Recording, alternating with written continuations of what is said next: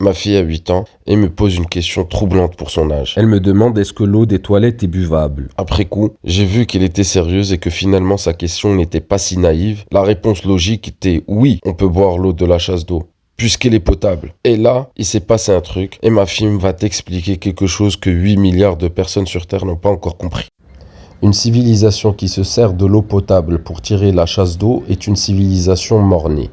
Il m'a fallu peu pour décider de mettre en place un système qui va séparer l'eau des toilettes de celle des lavabos, de douches et des cuisines.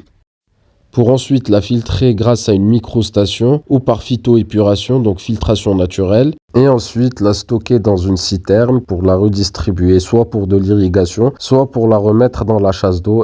Cette méthode de collecte des eaux grises peut avoir beaucoup d'avantages, comme par exemple le retour des mauvaises odeurs des égouts sera quasi nul puisque l'eau des toilettes sera séparée des autres canalisations. La mise en œuvre de ce système-là nécessite quand même un peu de préparation et une exécution dans les règles de l'art. Mettre l'étanchéité là où il faut, cuveler les regards, et faire un certain nombre de calculs et de mesures pour garantir une pente à plus de 2% et assurer ainsi un bon écoulement. Voilà, dans quelques semaines, on va installer le système de filtration naturelle et je ferai une nouvelle vidéo pour détailler comment il fonctionne. Si tu ne fais pas ça, ça va sentir la merde chez toi, tu auras de la moisissure et de l'humidité partout. On est en train de couler les regards d'assainissement et si tu as vu mes vidéos précédentes, tu vas savoir qu'on a séparé l'eau des toilettes avec celle des lavabos des cuisines. Donc on a des doubles regards, certains qui sont dans la maison, enterrés et donc inaccessibles, et d'autres dans le jardin.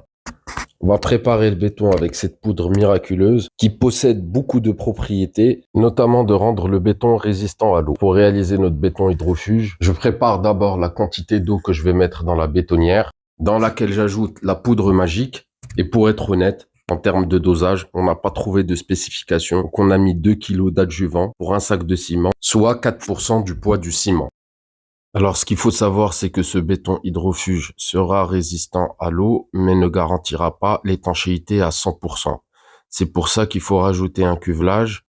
En tout cas, quand tu coules les regards avec du béton hydrofuge plus un bon cuvelage, c'est étanchéité assurée à 100%.